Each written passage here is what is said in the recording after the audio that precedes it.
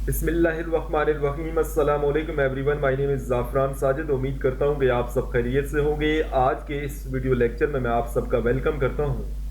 अगर आप लोग इस चैनल पर नए हैं तो काइंडली इसको लाइक, सब्सक्राइब और ज़्यादा से ज़्यादा शेयर करें। आज के इस वीडियो लेक्चर में हम MTH 603 न्यूमेरिकल एनालिसिस का लेक्चर नंबर 11 आप लोगों के सामने डिटेल के साथ डिस्कस करेंगे। इससे पहले वाले वीडियो लेक्चर्स के लिंक्स आज के वीडियो के डिस्क्रिप्शन बॉक्स में आपको मिल जाएंगे, आप उन्हें यहाँ से ओपन करके देख सकते हैं।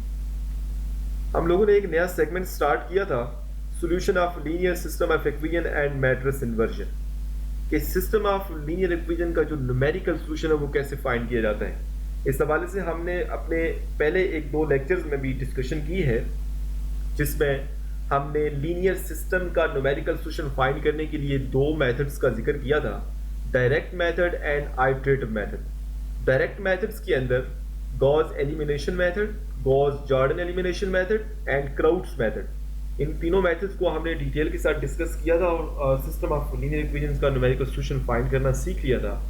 आज के इस वीडियो लेक्चर में इसी टॉपिक को हम थोड़ा सा मजीद जो है ना वो एक्सटेंड करेंगे और सिस्टम ऑफ लीनियर इक्वेशन का जो numerical solution with the help of iterative methods हम फाइंड करते हैं, उस हवाले से हमने अपनी डिस्कशन का आगाज करना है।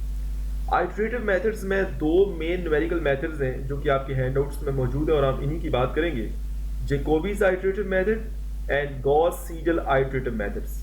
सो लेक्चर नंबर 11 में हमने जैकोबीज मेथड के हवाले से डिटेल डिस्कशन करनी है। जैकोबीज मेथड के हवाले से आपकी असाइनमेंट नंबर 1 जो थी उसमें भी एक क्वेश्चन था। होप सो कि आपने वो अच्छे तरीके से अंडरस्टैंड कर लिया होगा। ओके, स्टार्ट कर लेते हैं ज़रा। कर लिया होगा। ओके, स्टार्ट कर लेते हैं ज़रा जैकोबीज मेथड को। This is an iterative method where initial approximate solution to a given system of equations is assumed and is improved towards the exact solution in an iterative way. Jacobi's method basically एक iterative method है जिसके जरिए हम system of linear equations का numerical solution find करते हैं। So initially हम एक इनिशियल अप्रोक्सीमेट सॉल्यूशन जो है ना वो टू द गिवन सिस्टम हम सपोज कर लेते हैं और with the help of iteration हम उस इनिशियल अप्रोक्सीमेट सॉल्यूशन को इंप्रूव करते हैं toward the exact solution. Okay, ये जो आइटरेटिव मेथड्स हैं ये in general when the coefficient matrix of the system of equations is a sparse matrix, iterative methods have definite advantage over direct methods।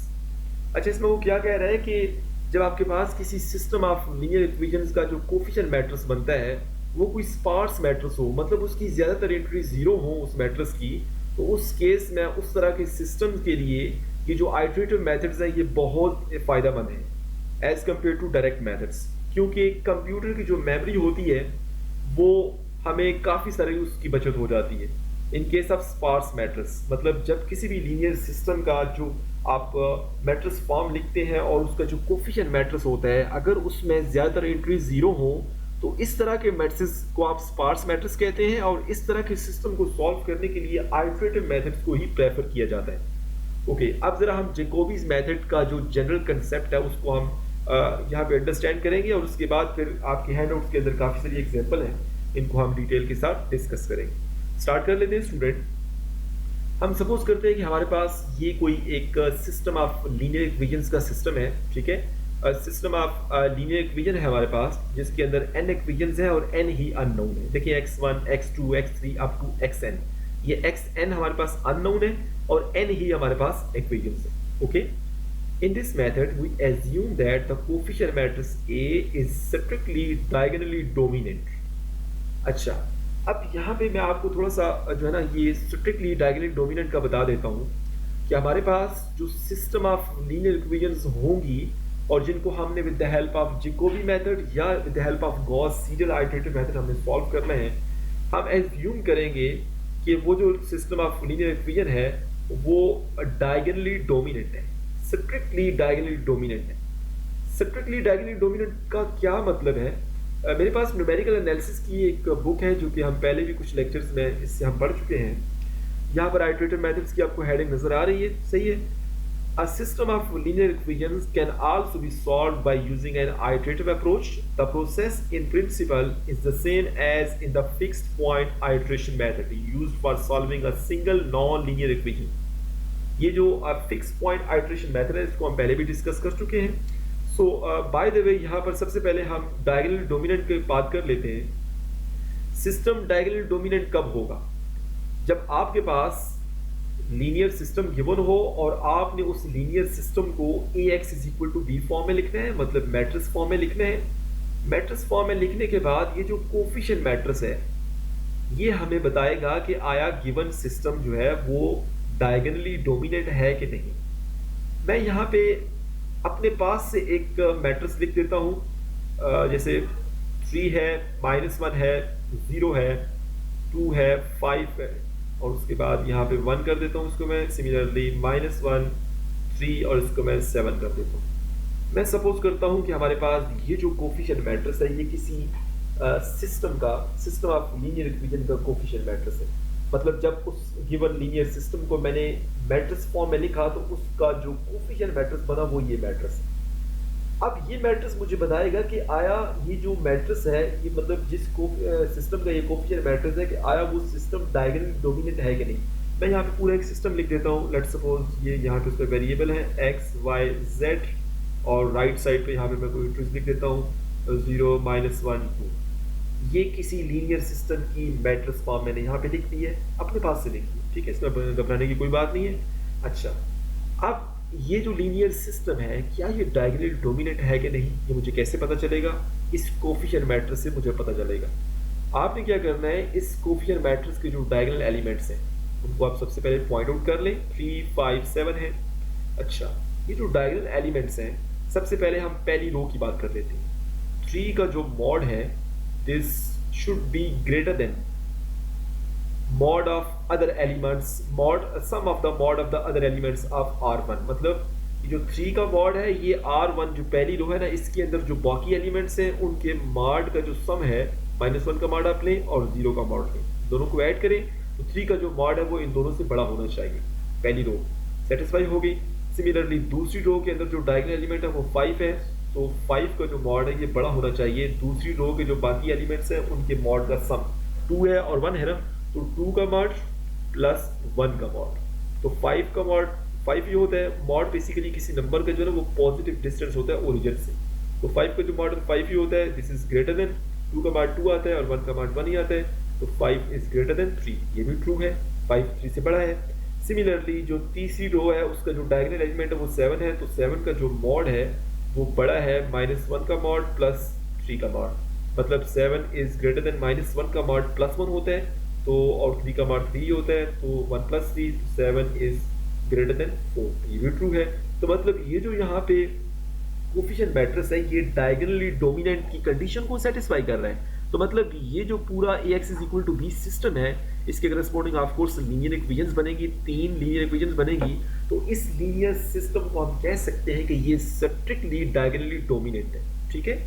तो यहाँ पर उसने क्यों जिक्र किया है स्ट्रिक्टली डायगोनली डोमिनेंट का, उसकी वजह ये है कि हमारे पास ये जो सिस्टम ऑफ लीनियर इक्वेशंस है, Jacobi's and Gauss Seidel iterative methods ये कहते हैं कि ये जो लीनियर सिस्टम है ये इसकी सफिशिएंट कंडीशन ये है कि ये स्ट्रिक्टली डायगोनली डोमिनेंट होना चाहिए फॉर कन्वर्जेंस ऑफ सॉल्यूशन।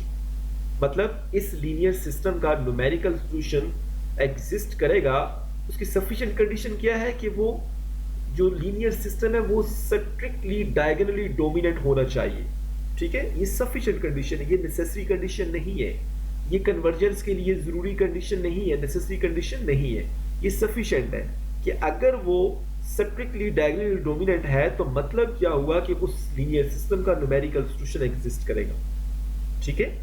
आप पहले चेक कर लें कि आया आपके पास जो गिवन लीनियर सिस्टम है क्या वो स्ट्रिक्टली डायगोनली डोमिनेंट है कि नहीं। अगर वो स्ट्रिक्टली डायगोनली डोमिनेंट है तो मतलब उसका सॉल्यूशन एग्जिस्ट करेगा, ये बात कंफर्म हो जाएगी कि उसका सॉल्यूशन एग्जिस्ट करेगा। ओके, अब यहाँ पर इस बुक के अंदर ये जो आइटरेटिव मेथड्स की एक्सप्लेनेशन में यहाँ पर उसने फिक्स पॉइंट आइटरेशन मेथड का जिक्र किया है कि जो आइटरेटिव मेथड्स हैं वो बेसिकली कौन से प्रिंसिपल के ऊपर वर्क करेंगे, फिक्स पॉइंट आइटरेशन मेथड जो है ना उस प्रिंसिपल के ऊपर वर्क करेंगे। फिक्स पॉइंट आइटरेशन मेथड क्या था कि हमारे पास अगर कोई f of x is equal to 0 form में लिखी हुई कोई ट्रांसडेंटल या अलजेब्राइक इक्वेशन है तो आपने f of x को कुछ इस फॉर्म में लिखना है, x is equal to g of x। मतलब f of x is equal to 0 जो हमारे पास अलजेब्राइक या ट्रांसडेंटल इक्वेशन है, उसको आपने इस फॉर्म में लिखना है, x is equal to g f x. और उसके बाद इसको आपने with the help of iteration क्योंकि रन कर रहे हैं तो आपको इसको इस फॉर्म में लिखना पड़ेगा, x i plus one is equal to g of x i. ठीक है, इस फॉर्म में लिखा था हमने, शायद आपको याद भी हो।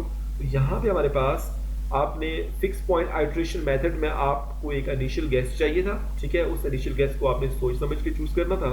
तो मैं लेट कर लेता हूँ कि एक्स नॉट जो है ना वो 1 के बराबर है, कोई इनिशियल गैस है हमारे पास। ठीक है, तो यहाँ पर ये जनरल फॉर्म जो है इसमें आई की जगह पे 0 रखें, तो जो लेफ्ट साइड पे 1 हो जाएगा, x1 is equal to g of x naught. ठीक है, तो x नॉट को g के अंदर, g वाले फंक्शन के अंदर आप पुट करेंगे तो x1 की वैल्यू मिलेगी। फिर i की वैल्यू यहाँ पे 1 रखें तो यहाँ पे लेफ्ट साइड पे x2 हो जाएगा और राइट साइड पे g ऑफ x1 हो जाएगा। तो मतलब x1 को दोबारा से g वाले फंक्शन में पुट करें तो आपको x2 की वैल्यू मिल जाएगी एंड सो ऑन। इसी प्रिंसिपल के ऊपर हम वर्क करेंगे इन iterative methods, both the iterative methods like Jacobi's method and Gauss-Seidel iterative method. Okay, अब जरा हम वर्किंग इसकी अंडरस्टैंड कर लेते हैं। मैं आपको जल्दी से समझा देता हूँ। जब भी आपके पास कोई system of linear equations given होगी तो सबसे पहले आपने चेक करना है कि क्या वो सिमेट्रिकली डायगोनली डोमिनेंट है कि नहीं। अगर है तो फिर आपको ये श्योरिटी मिल जाएगी कि उसका न्यूमेरिकल सॉल्यूशन एग्जिस्ट करता है। ओके, उसके बाद स्टूडेंट आपने क्या करना है कि उस सिस्टम को आपने एक्सप्लिसिट फॉर्म में लिखना है। वहां पर n इक्वेशंस है आपके हैंडआउट्स में, ये n इक्वेशंस है और यहाँ पर इस बुक के अंदर 4 इक्वेशंस लेकर उन्होंने समझाया हुआ है। हम इसी को समझ लेते हैं ताकि आपको थोड़ी इक्वेशंस है तो जल्दी समझ आ जाएगा। हमारे पास ये एक सिस्टम है जिसके अंदर 4 जनरल लीनियर इक्वेशंस गिवन है और ये चारों जनरल लीनियर इक्वेशंस मिलकर एक सिस्टम बनाती हैं। ठीक है, सबसे पहले आपने इसको लिखना है एक्सप्लिसिट फॉर्म में। आपके पेपर में 3 इक्वेशंस भी आ सकती हैं, 4 भी, 10 भी, जितने भी आए। तो आपने सबसे पहले काम क्या करना है, उसको चेक करना है कि क्या वो डायगोनली डोमिनेंट है कि नहीं, पहली कंडीशन। उसके बाद आपने चेक करना है कि डायगोनली डोमिनेंट है तो फिर आपने क्या करना है, उसको एक्सप्लिसिट फॉर्म में लिखना है। मतलब पहली इक्वेशन में से आपने x1 की वैल्यू निकाली, आपको नजर आ रही है x1 की वैल्यू, x1 को लेफ्ट साइड पे रखें, बाकी सारी टर्म को राइट साइड पे मूव कर लें। दूसरी इक्वेशन में से आपने x2 की वैल्यू निकाल लेनी है और बाकी सारी टर्म्स को राइट साइड पे मूव कर लिया, तो ये वाली इक्वेशन बन गई। तीसरी इक्वेशन में से आपने x3 जो अननोन है उसकी वैल्यू निकाल लें, चौथी में से x4 की वैल्यू निकाल लें। तो हमारे पास ये इस गिवन लीनियर सिस्टम की जो एक्सप्लिसिट फॉर्म है वो आपको ये मिल गई है। सही है, अच्छा। इसके बाद आपने क्या करना है कि इस एक्सप्लिसिट फॉर्म को आपने आइट्रेटिव नोटेशंस में लिखना है, मतलब जनरल फॉर्म में लिखना है। जिस तरह से हमने फिक्स पॉइंट आइट्रेशन मेथड में xi plus 1 is equal to g of x i लिखा था ना। हालांकि ओरिजिनली तो हमारे पास x is equal to g of x था, तो इसको हमने आइट्रेशन रन करने के लिए हमने इस जनरल फॉर्म में रख लिया था, जिसमें आपको आई नजर आ रहा है। ठीक है, आई की वैल्यू वेरी करते जाए तो आइट्रेशन चेंज होती रहेगी। तो यहाँ पर भी आपने स्टूडेंट ये जो एक्सप्लिसिट फॉर्म है ना, आपने इसको आइट्रेटिव प्रोसेस में जो है ना आइट्रेटिव नोटेशंस में लिख लेना है। मतलब लेफ्ट साइड पे x1 है ना तो x1 की पावर k प्लस 1 लिख लें आप, या i प्लस 1 लिख लें, एक ही बात है। लेफ्ट साइड पे जितने भी अननोन होंगे उनकी पावर में आप k प्लस 1 लिख लें या i प्लस 1 लिख लें, आपकी मर्जी है। ठीक है, इसको आप पावर में लिख लें या इस तरह से लिख लें आप x1 और यहाँ पर ब्रैकेट लगाएं और नीचे इधर k प्लस 1 लिख लें, एक ही बात है। ये जो k प्लस 1 है ना, इसमें हम k की वैल्यू चेंज करते जाएंगे तो हमें x1 की डिफरेंट आइट्रेशन के अंदर वैल्यूज मिलती जाएगी। ओके, अब जरा इसी चीज को हम एग्जांपल की मदद से समझ लेते हैं। अच्छा, राइट साइड पे आपने जितने भी अननोन होंगे उनकी पावर में k लिखना है। ठीक है, लेफ्ट साइड पे k प्लस 1 लिखना है और राइट साइड पे आपने k लिखना है, क्योंकि हमने फिक्स पॉइंट आइट्रेशन मेथड में लेफ्ट साइड पे xi प्लस 1 लिखा था और राइट साइड पे g ऑफ xi लिखा था। या इसको k फॉर्म में लिखे तो xk प्लस 1 और g ऑफ xk आता। ठीक है, यहाँ पर भी राइट साइड पे जितने भी अननोन आपको नजर आ रहे हैं उसकी पावर में आप k लिख लें या इस तरह नीचे सबस्क्रिप्ट में k लिख लें, आपकी मर्जी है। ओके ओके, अब जरा हम एग्जांपल की बात कर लेते हैं। आपके हैंडआउट्स में जो एग्जांपल है स्टूडेंट, हम उनकी बात कर लेते हैं। लेफ्ट साइड पे इन सारों की पावर में k प्लस 1 लिखते हैं। ओके, मैं इसको रिमूव करता हूँ। अब जरा मैं हैंडआउट्स को ओपन करता हूँ। ओके, यहाँ पे आप देख लें ये system of n linear equations है। उसके बाद उसने इसको एक्सप्लिसिट फॉर्म में लिखा है और अज्यूम किया है कि ये इस जो सिस्टम है इसका जो कोफिशिएंट मैट्रिक्स है वो स्ट्रिक्टली डायगोनली डोमिनेंट है। ठीक है, that is in each row of A the modulus of the diagonal elements exceeds the sum of the off diagonal elements. ठीक है, we also assume that the diagonal elements do not vanish. अच्छा, यहाँ पर एक चीज मैं भूल गया हूँ बताना कि अगर आपके डायगोनल एलिमेंट्स जो है ना उनमें जीरो भी शामिल हो तो फिर आपने क्या करना है कि ऑफकोर्स जीरो का जो मॉड है बाकी एलिमेंट्स जो होंगे रो के अंदर उनके मॉड से ज्यादा नहीं होगा, मतलब वो सिस्टम डायगोनली डोमिनेंट नहीं होगा, तो फिर आप उन रोज को इंटरचेंज कर लें। जो गिवन रोज है उनको इंटरचेंज कर लें ताकि डायगोनल के ऊपर आपको नॉन जीरो एलिमेंट मिले। सही है। अच्छा, उसने इस n एक्वियंस को इस तरह एक्सप्लिसिट फॉर्म में लिखा, x1 की वैल्यू निकाली, x2 की, x3 की अप टू xn सारों की वैल्यू निकाली है, जो कि आपको मैंने यहाँ से इस बुक से समझा दी है। ठीक है।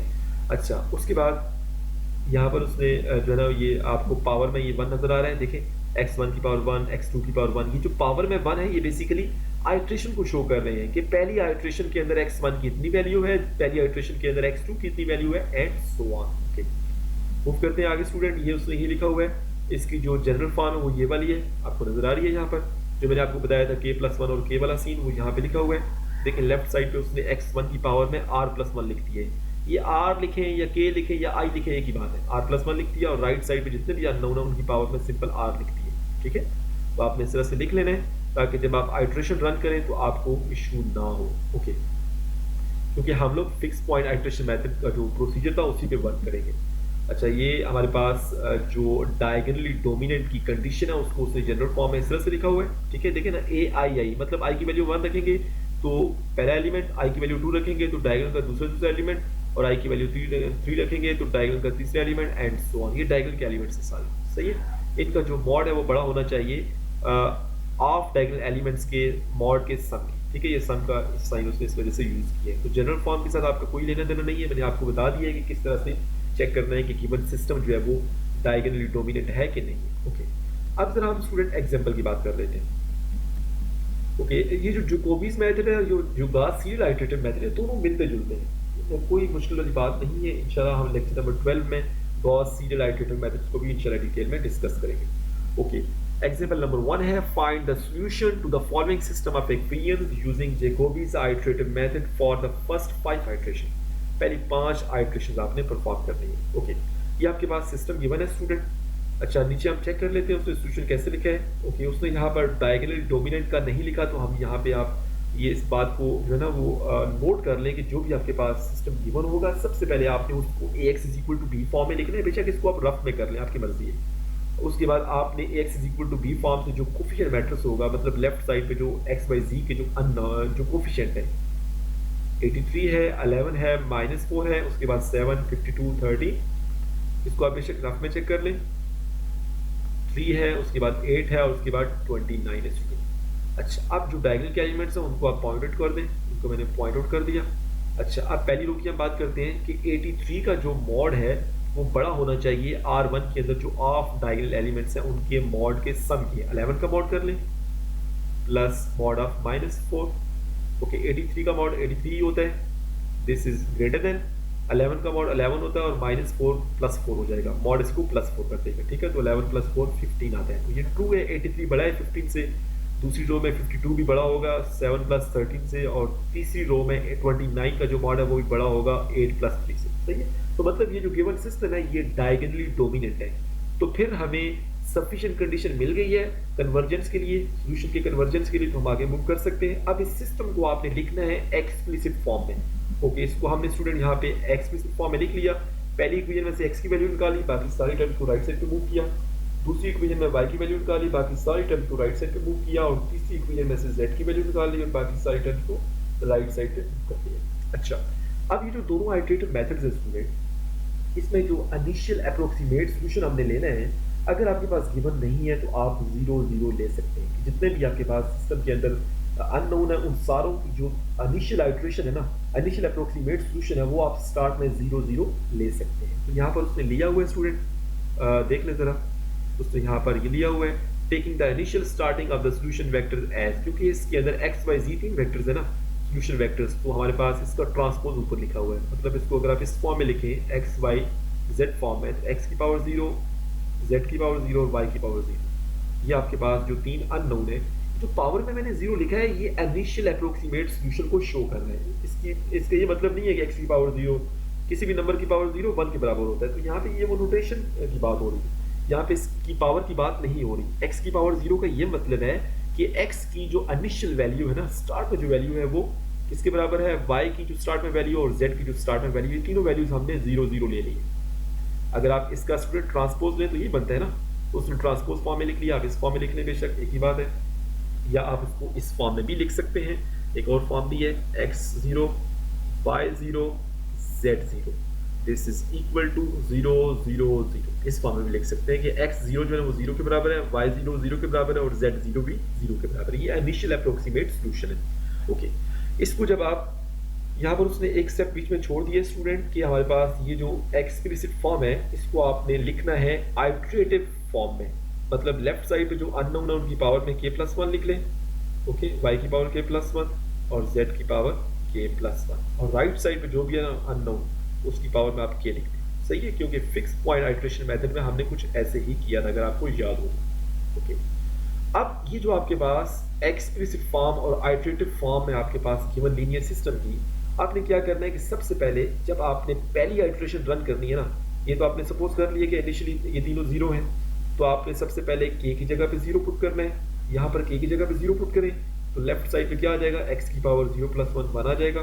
This is equal to 95 divided by 83 minus 11 over 83 into y to raise power 0 हो जाएगा ना, क्योंकि हमने k की जगह 0 पुट किया, प्लस 4 ओवर 83 और यहाँ पर पावर में z की पावर में 0 आ जाएगा। सिमिलरली दूसरी equation y to raise power 1 is equal to 104 divided by 52 minus 7 over 52 x to raise power 0 minus 13 over 52 z to raise power 0।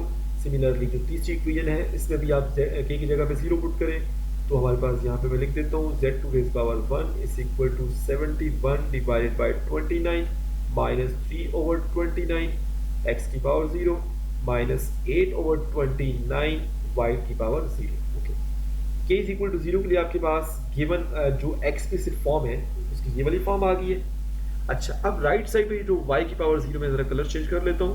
ये जो राइट साइड पे आपको y की पावर 0, z की पावर 0, यहाँ पर भी दूसरी इक्वेशन के अंदर, ठीक है, ये जो सारी आपको टर्म्स नजर आ रही हैं, हमने इनको इनिशियली क्या लिया है, हमने इनको 0 0 लिया है। तो यहाँ पे आप इनकी जगह 0 0 पुट कर दें तो ये हमारे पास x1 की जो वैल्यू आएगी वो क्या आएगी, x1 is equal to 95 over 83। इनको आप डिवाइड करें तो ये 1.1446 आता है। सही है, उसके बाद y1 मतलब y की पहली इटरेशन के अंदर जो वैल्यू है वो 2 के बराबर है, और z की पावर 1 मतलब z की जो पहली इटरेशन के अंदर वैल्यू है वो ये है। सही है, इसको आप डिवाइड करेंगे तो 95 और 83 करें तो ये पहली वैल्यू आपको मिल जाएगी। सिमिलरली बाकी। ओके, तो इस तरह से आपने स्टूडेंट पहली आइट्रेशन रन करनी है। पहली आइट्रेशन के रिजल्ट्स यहाँ पे लिखे हुए हैं। अच्छा, अब जब आपने k की जगह पे जो है ना वो 1 पुट करना है तो x की पावर 2 हो जाएगा फिर। सही है, लेफ्ट साइड पे x की पावर 2, y की पावर 2, z की पावर 2, और कहाँ पे आपने पुट करना है, यहाँ पर जो मैंने आपको लिख के बताया था x की पावर k+1 और यहाँ पे y की पावर k, z की पावर k। ठीक है, तो सेकेंड आइट्रेशन के लिए आपने जो पहली आइट्रेशन के रिजल्ट्स हैं यहाँ पे आप देख लें स्टूडेंट, हमारे पास यहाँ पे y की पावर 1 है, मतलब आपने पहली आइट्रेशन के अंदर जो y की वैल्यू फाइंड की होगी वो आपने यहाँ पे पुट करनी है। ठीक है, z की वैल्यू पहली आइट्रेशन में जो फाइंड किया आपने, जो नई वैल्यूज आएंगी अगली आइट्रेशन में वो कैसे आएंगी, by using previous iteration results. मतलब हर नई आइट्रेशन के जो रिजल्ट्स हैं प्रीवियस आइट्रेशन के अंदर जो आपने वैल्यूज फाइंड की होंगी उनको आपने पुट करना है तो नई वैल्यूज आपको मिलेगी। सही है, यही थोड़ा सा डिफरेंस है गॉस जैकोबियन मेथड में और गॉस सीडल आइट्रेटिव मेथड में। ठीक है, केस में जब भी हम देखें हमने दूसरी आइट्रेशन की बात की है तो पहली आइट्रेशन वाले रिजल्ट्स हमने यूज किए। सही है, तो यहाँ पर आपको दूसरी आइट्रेशन के रिजल्ट्स मिल गए। सिमिलरली आप k की जगह पे जो है ना वो 2 पुट करें तो लेफ्ट साइड पे x की पावर 3 हो जाएगी, y की पावर 3 और z की पावर 3, और राइट साइड पे फिर क्योंकि k लिखा था ना हमने पावर में, वेरिएबल की पावर में, तो राइट साइड पे जो वेरिएबल होंगे उनकी पावर में 2 आएगा। मतलब सेकंड आइट्रेशन में जो x2, y2, z2 है इनको आपने यूज करने हैं तो थर्ड आइट्रेशन के रिजल्ट्स आपको मिल जाएंगे। तो यहाँ से टेबल बना हुआ है, मैं आपको दिखा देता हूँ स्टूडेंट, ये आपको नजर आ रहा है। उसने देखें पहली 3 आइट्रेशन, उसके बाद नीचे चौथी और 5वीं आइट्रेशन के भी रिजल्ट्स लिखे हुए हैं। सिमिलरली दूसरी एग्जांपल है, पहली एग्जांपल को तो हमने डिटेल में डिस्कस कर लिया है। अब जरा हम दूसरी एग्जांपल को थोड़ा सा जल्दी से करेंगे। सबसे पहले आप चेक कर लें कि क्या ये डायगोनली डोमिनेट है कि नहीं। यहाँ पे उसने बता दिया है कि the system is diagonally dominate, आप इसे चेक भी कर लें। उसके बाद इस सिस्टम को उसने लिखा है एक्सप्लिसिट फॉर्म में। एक्सप्लिसिट फॉर्म में लिखने के बाद उसने यहाँ पे देखें अब जो इनिशियल हमारे पास कैसा उसने उसको इस फॉर्म में लिख लिया कि 0 0 ही लेंगे आप, अगर ना गिवन हो तो। अगर आप x की पावर में 0 लिखते या इधर साथ नीचे सबस्क्रिप्ट में 0 लिखते, बात एक ही है स्टूडेंट। आप इस तरह लिख लें या इस तरह लिख लें, बात एक ही है। सही है, तो आपने ये जो एक्सप्लिसिट फॉर्म आपने लिखी है स्टूडेंट, आपने इसको आइटरेटिव फॉर्म में लिख लेना है, पावर में k प्लस 1, और राइट साइड पे जो अननोन होंगे उनकी पावर में k लिख लेना है आपने, सही है। उसके बाद k की वैल्यू 0 रखें, फिर k की वैल्यू 1 रखें, 2 3 और 4 इसकी आइटरेशन आपने करनी है। k की वैल्यू जब 3 करेंगे ना तो x4 आपको मिल जाएगा, सही है। तो ये उसने बता दिया यहाँ पे, आप देख सकते हैं स्टूडेंट। यहाँ पे उसने जो है ना वो सबस्क्रिप्ट में आइटरेशन को लिखा हुआ है, x0 y0 z0, similarly x1 y1 z1। आप x की y और z की पावर में लिख दें या नीचे लिख लें, एक ही बात है स्टूडेंट, इससे आपने घबराना नहीं, ओके। आगे मूव करते हैं, पहले आइटरेशन के रिजल्ट्स, फिर सेकंड के। अब सेकंड आइटरेशन में अगर आप देखें, थोड़ा सा मैं आपको बता देता हूँ। सेकंड आइटरेशन में यहाँ पे देखिए, उसने ये जो हमारे पास 3 वैल्यू यहाँ पे उसने फाइंड की है, उसने यहाँ पे पुट की हुई है। सिमिलरली 2 पॉइंट, ये जो वैल्यू उसने यहाँ पे फाइंड की है उसने यहाँ पे पुट की हुई है, सही है। और 2.5 जो है उसने यहाँ पे नीचे इसको यूज किया हुआ, आप देख सकते हैं, सही है। तो पहली आइटरेशन की जो रिजल्ट्स है वो सेकंड में यूज करेंगे, तो फिर सेकंड आइटरेशन के रिजल्ट्स आएंगे एंड सो ऑन, ओके। इस तरह से स्टूडेंट यहाँ पे उसने पहली 4 आइटरेशन परफॉर्म की हुई है। नेक्स्ट एग्जांपल भी ऐसे ही है, इसको भी प्लीज आप देख लीजिएगा। सबसे पहले उसने देखें यहाँ पे जब इस गिवन सिस्टम को चेक किया है तो उसने बता दिया यहाँ पे the system is not diagonally dominate, so we are rearrange the system. अब हम सिस्टम को रीअरेंज करेंगे। डायगोनल डोमिनेट नहीं है, क्यों नहीं है, हम इसको भी डिस्कस कर लेते हैं। इसको जब आप ax equal to b form में लिखेंगे तो जो कोफिशिएंट मैट्रिक्स आएगा वो क्या आएगा, 3 4 15 x सॉरी 1 कोफिशिएंट लिख रहे हैं ना, 1 12 3, सिमिलरली 10 1 -2। यहाँ पे ये डायगोनल के एलिमेंट्स हैं स्टूडेंट। आप देख लें पहली रो के लिए ये कंडीशन सेटिस्फाई नहीं हो रही। 3 का जो मॉड है वो बड़ा होना चाहिए 4 का मॉड प्लस 15 का मॉड, मतलब 3 बड़ा होना चाहिए। 15 प्लस 4 करें तो 19 आता है, जो कि ये गलत है। तो इस वजह से ये सिस्टम डायगोनली डोमिनेट नहीं है। तो हम इसको अरेंज करेंगे। अरेंज कैसे करेंगे, आपने पहली और उसने किस किस को, पहली और तीसरी इक्वेशन को उसने जो है ना वो रिप्लेस कर लिया। दूसरी इक्वेशन वैसे ही है, पहली और तीसरी को उसने रिप्लेस कर लिया है। रिप्लेस के बाद उसने फिर आप चेक कर लें कि ये डायगोनल डोमिनेंट है। उसके बाद उसने इसको एक्सप्लिसिट फॉर्म में लिखा है, और उसके बाद इसको आप बेशक आइटरेटिव फॉर्म में लिख लें, मतलब लेफ्ट साइड पे जो एक्स वाई जेड है उनकी पावर में k plus 1 k plus 1 k plus 1 या i plus 1 i plus 1 i plus 1 लिख लें, और राइट साइड पे पावर में i या k जो भी आप लिख लें, सही है। k यूज करें या i या r, आपकी मर्जी है। इनिशियली उसने जो है ना वो x not y not z not 0 ले लिए हैं। उसके बाद इनको पुट करेंगे तो फर्स्ट आइटरेशन के रिजल्ट आ जाएंगे। फर्स्ट आइटरेशन के जो रिजल्ट्स हैं उनको दोबारा पुट करेंगे इक्वेशंस के अंदर, तो सेकंड आइटरेशन के रिजल्ट्स मिल जाएंगे एंड सो ऑन। मैं उम्मीद करता हूँ कि आपको जैकोबीज मेथड की अंडरस्टैंडिंग होगी है स्टूडेंट। ये हमारा नेक्स्ट लेक्चर होगा जिसमें हम गॉस सीडल आइटरेशन मेथड की बात करेंगे। जैकोबीज मेथड अगर आपको अंडरस्टैंड हो गया है तो गॉस सीडल तो बहुत आसान है, इंशाल्लाह वो भी आपको जल्दी समझ आ जाएगा। अगर आप लोगों को ये वीडियो पसंद आई है तो काइंडली इस वीडियो को लाइक करें, मेरे चैनल को सब्सक्राइब करें और से ज़्यादा शेयर करें। Thank you so much for watching my video.